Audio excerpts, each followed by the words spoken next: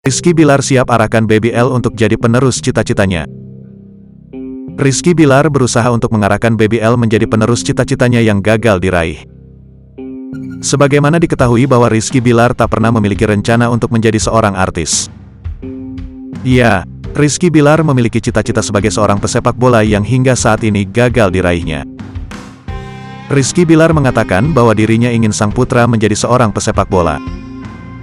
Ia pun berharap kelak di masa depan Baby L bisa melanjutkan cita-citanya yang saat ini gagal diraih.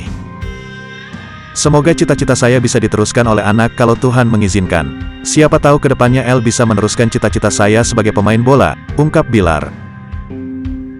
Kendati begitu, Bilar mengatakan bahwa sang putra belum menunjukkan gerak-gerik menyukai sepak bola.